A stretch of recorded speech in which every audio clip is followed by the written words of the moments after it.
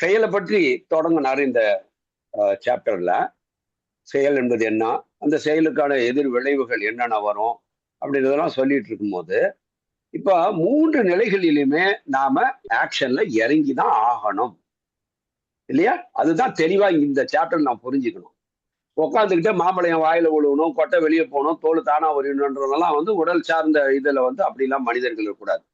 சாப்பாடு அப்படியே ஆகாயத்திலிருந்து வரும், என் வாயில அதுவே எடுத்து ஒவ்வொரு வாயா ஊட்டி விடும், ஒரு ஸ்பூன் ஆகாயத்திலிருந்து வரும். இதெல்லாம் முடியாது. அப்போ இந்த உடல் சார்ந்த விஷயங்களுக்கு எல்லாருமே அவன் கட்டாயமான முயற்சியை மேற்கொள்ளணும். அதே மாதிரிதான் அறிவு சார்ந்த விஷயங்கள்லயும் என்னுடைய அறிவை எப்படி வளர்த்துக்கணும் அப்படின்றதுக்கும் ஒரே இடத்துல உட்காந்து நீ அறிவு வளரணும் வளரணும் வளரணும் நினைச்சிட்டு இருந்தா அது பிராக்டிகலா முடியாதுன்னாரு. அடுத்தது ஆன்மீக விஷயத்துல சொல்லும் போதும் என்ன சொல்றாரு, பரமபுருஷன் என்னுடைய அன்பு நாயகன், அவன் என்னுடைய கண்ணின் மணி, நான் அவனை உணர வேண்டும், நான் அவனை அடைந்தாக வேண்டும் அப்படின்னு சொல்லிக்கிட்டு ஒரு ரூம்களை கதவை சாத்தி நான் பாட்டுக்கு அப்படியே கண்ண மூடிட்டு உட்காந்துட்டு தான் நடக்குமா? அவர் என்னுடைய அன்பு நாயகன், என் மேல அன்பு வச்சிருக்காரு, என்ன அவர் நேசிக்கிறாரு, அவரை நான் அடையணும் அப்படின்னு சொல்லிட்டு நீங்க பாட்டுக்கு அம்புன்னு உட்காந்துருக்கலாமா? அது முடியுமா? அப்ப ஆன்மீக எல்லைக்குள்ளாரையும் என்னென்னலாம் செஞ்சாங்க நான் அவரை அடைய முடியும் இல்லையா? அந்த அன்பின் நாயகனை அட்ராக்ட் பண்ணணும்னா நீ எப்படி நடந்துக்கணும் அப்படின்ற விஷயங்கள் எல்லாம் நம்ம முயற்சி பண்ணணும். ஆகவே அந்த தாகம் இருக்கணும். ஒன்னொன்றுக்கும் ஆன்மீக தாகத்தோடும் பக்தியோடும் சரியான வழியில அவனை நோக்கி நாம ஓடினால் அந்த பரம ஆவல் நிறைவேறுவதற்கு நீண்ட நாட்களாகும் அப்படின்னு கேட்கிறாரு. இங்கேயும் ஒரு ஆழமான ஒரு விஷயத்த இந்த நீண்ட நாட்களா ஆகும் என்ற கேள்வியில மிகப்பெரிய ஒரு ரகசியம் அடங்கியிருக்கு.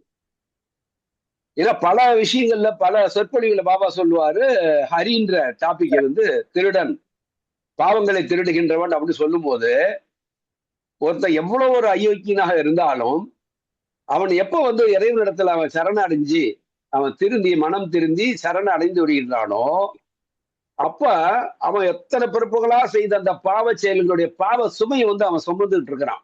ஆனா இப்ப நல்லவன் ஆயிட்டான். இப்போ எனக்கு பகவானை அடைஞ்சாகணும் அப்படின்ற ஒரு ட்ராக்ல அவன் மாறினதுக்கு அப்புறம் இப்ப இத்தனை பிறப்புகளா அவன் செய்த அந்த பாவத்தினுடைய சுமையை அவன் கழிச்சுதான் போயாகணும் அப்படின்னா அதுக்கு இன்னும் எத்தனை பிறப்பு ஆகும்னு தெரியாது. ஆனா இப்ப நல்லவனா மாறிட்டான், பகவான்கிட்ட சரண அடைஞ்சிட்டான். அப்ப இதை பகவான் பார்த்துட்டு இருக்க மாட்டான்னு சொல்றாரு இல்லையா? பல இடங்கள்ல நம்ம பார்த்திருக்கோம். அப்போ இங்க என்ன கேட்கிறாரு பாருங்க, இந்த இடத்துல அதுக்கான அந்த இதை இங்க ரிலேட் ஆகுது. இந்த ஒரு விஷயத்துல என்னன்னா, உண்மையிலேயே அந்த தாகத்தோடும் பக்தியோடும் சரியான வழியிலே அவனை நோக்கி நாம் ஓடினால் அந்த பரம ஆவல் நிறைவதற்கு நீண்ட நாட்களா ஆகும்னு கேட்கிறாரு. 10 பிறப்பு ஆகணுமா, 20 பிறப்புகள் வேணுமான்னு கேட்கல, நீண்ட நாட்கள் ஆகுமானா இந்த பிறப்பிலேயே அது முடியும் என்பது அதுக்குள்ள அடங்கியிருக்கா இல்லையா? இந்த நாட்கள் ஆகாதுன்றாரு. 10 பிறப்பு 20 பிறப்பு எடுக்கணுன்ற அவசியம் இல்ல, கேரண்டி இங்க கொடுக்குறாரு அந்த அதுக்குள்ளார. அதை நல்லா கவனிக்கணும்.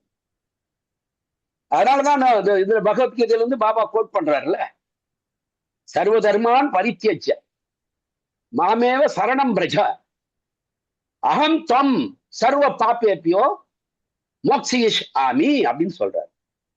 எல்லா பாவங்களிலிருந்தும் அது எத்தனை பிறப்புகள் எடுத்திருந்தாலும் அதிலிருந்து உன்னை விடுவித்து மோக்ஷயிஷ் ஆமி, நான் உங்களுக்கு மோட்சத்தை அளிக்கிறேன் என்று சொல்றாரு. ஆனா என்ன பண்ணணும்? சர்வதர்மான் பரித்தேஜ மாமேவும் சரணம் பிரஜா. உங்களுக்கு இன்னும் சொந்த என்னிடமோ கோட்பாடுகள் என்ன வழிமுறைகள் வச்சு எல்லாத்தையும் விட்டுடுங்க, என்னுடைய ஒருவனிடத்துல நீங்க முழு சரணாகதி அடையுங்கள், என்னை ஒருவனே உங்களுடைய குறிக்கோளாக எடுத்துக்கொள்ளுங்க. இது அது அங்க இங்க அதுல இல்ல, ஏக மனதோடு. அப்போ இது ரொம்ப நாள் ஆகாதுன்னு சொல்றாரு இங்க. அதை இந்த இடத்துல ரொம்ப கவனமா இந்த வரியில நீங்க கவனிக்கணும். அப்ப இங்க ஒரு கேரண்டி இருக்குது, அவரிடத்துல முழுமையான சரணாகதி அடைஞ்சிட்டோம்னா உண்மையான பக்தி.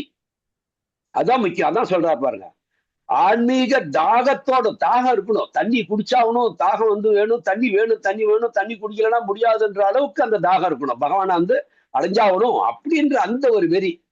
அவர் அடைவதற்கு என்னென்னலாம் தியாகம் பண்ணணும், என்னென்னலாம் செய்யணும், எதெல்லாம் நான் விட்டு கொடுக்கணும், எல்லாத்தையும் நான் விட்டு கொடுங்க, தயாரா இருக்கிறேன்.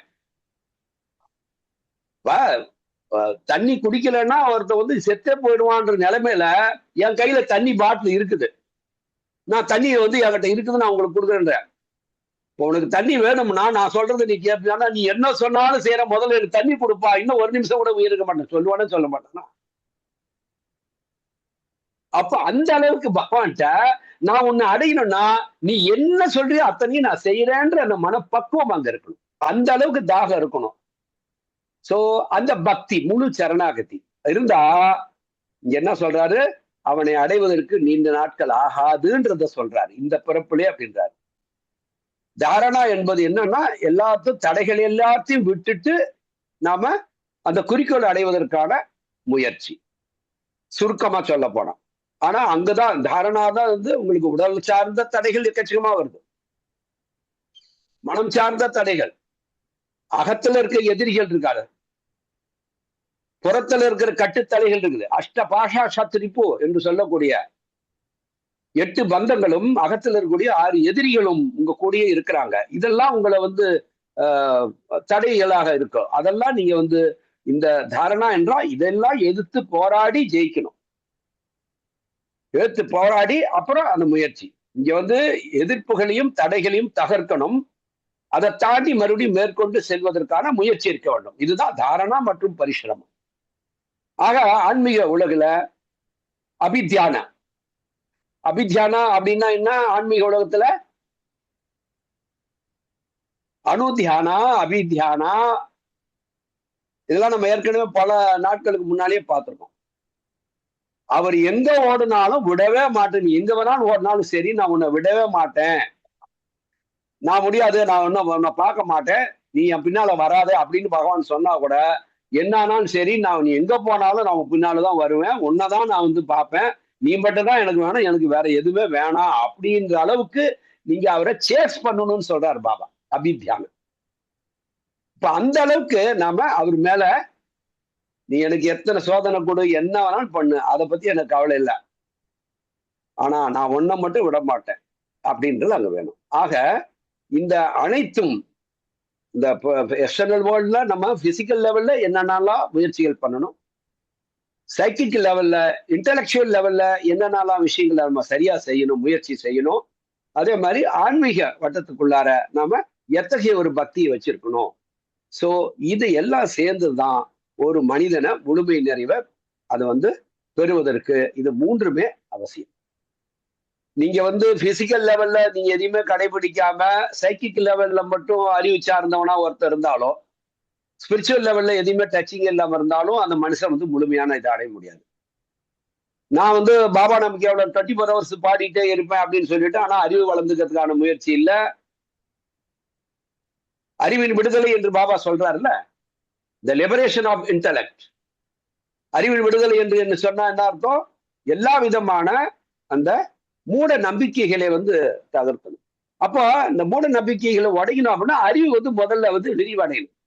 அது ஒரு கூண்டுக்குள்ள மாட்டிட்டு இருக்குது, டாக்மா அப்படின்ற கூண்டுக்குள்ளார அறிவு மாட்டிட்டு இருக்குது. அதனாலதான் பாபா அந்த சொற்பொழி சொல்லுவாரு, த லிபரேஷன் ஆஃப் இன்டலெக்ட். முதல்ல அறிவு வந்து அந்த மூட நம்பிக்கைகள் என்ற சிறையிலிருந்து விடுபட வேண்டும் என்று சொல்றாரு. அப்போ அறிவிலிருந்தும் நீங்க விடுபடணும், பிசிக்கல் லெவல்ல எதை செய்யணும் எதை செய்யக்கூடாதுன்ற தெளிவு இருக்கணும், உடலை வந்து வச்சு நீங்க என்னென்னலாம் செய்யணும், சேவையும் செஞ்சாகணும். ஸோ இதெல்லாமே நம்ம வந்து கருத்துல எடுத்துக்கணும். அப்ப இந்த மூன்றுலையுமே நம்ம எதெல்லாம் செய்யணுமோ அத்தனையும் செய்தாதான் முழுமையான ஒரு மனித வாழ்வை வெற்றி அடைய செய்ய முடியும். இந்த மூன்றுல எதையா ஒன்றை விட்டாலும் மனித வாழ்வு வெற்றி அடைய முடியாது என்பதுதான் இங்க பாபா இங்க தெளிவா சொல்றாரு. ஆகவே இந்த முழுமையா இந்த ஒரு மனுஷன் முழுமையான நிறைவை பெறுவதற்கு அவசியமானவை இந்த விஷயங்கள். இந்த பரிசிரமா என்பது மனிதர்கள் இந்த புற உலகில வெற்றி அடைவதற்கும், மன உலகில் வெற்றி அடைவதற்கும், மனோ ஆன்மீக உலகில் வெற்றி அடைவதற்கும் மற்றும் ஆன்மீக நிலையில் வெற்றி அடைவதற்கும் தேவையான முதலும் முடிவுமான காரணம். அதாவது சரியான முயற்சி, அதுதான் இந்த மூன்று நிலைகளிலுமே சரியான முயற்சி.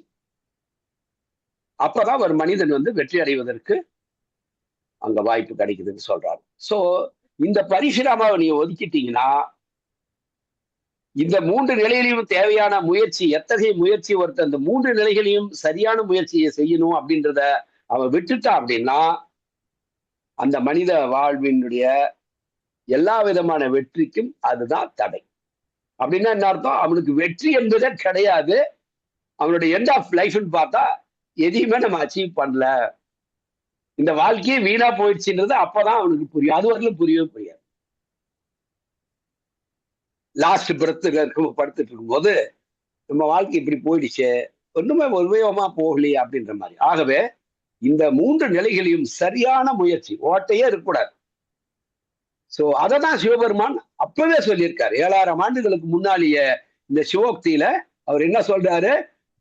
பரிஸ்ரமேனா வினா காரிய சித்தி பவதி துர்லபம். அதாவது இந்த சரியான முயற்சி இல்லாமல் எந்த செயலிலும் ஒரு மனிதன் வெற்றி பெற முடியாது என்பதை அன்றைக்கே சிவபெருமான் சொல்லியிருக்காருன்றத இந்த இது மூலமா நம்மளுக்கு அறிவுரை சொல்லியிருக்காரு சிவபெருமான். ஆகவே நம்ம என்ன செய்யணும்? உடல் சார்ந்த நிலைகள்ல எதையெல்லாம் சரியான கடைபிடிக்கணும், அறிவு சார்ந்த மனம் சார்ந்த நிலைகள்ல என்னென்னலாம் சரியானது செய்யணும், ஆன்மீக நிலையில எது சரியான பாதை, எவ்வளவு பர்ஃபெக்டா செய்யணும், எவ்வளவு தீவிரமாக இத முயற்சி எடுக்கணும் அப்படின்ற இந்த 3ம் இருக்குமே ஆனால் இந்த லைஃப்லயே பகவானை அடைஞ்சிட முடியும்ன்றதையும் இங்க சொல்றாரு. அதே மாதிரி உலகில் லெவல்லையும் வெற்றி பெற முடியும். மனோ ரீதியான எல்லைகள் எல்லாமே வெற்றி தான்ன்றாரு. ஆனா இந்த 3லயும் பரிசுரமா இல்லைன்னா அது சின்னதா இருந்தாலும் பெருசா இருந்தாலும் சரி, அதுல பெறக்கூடிய வெற்றி என்பது உங்களுக்கு கிடைக்கவே கிடையாது.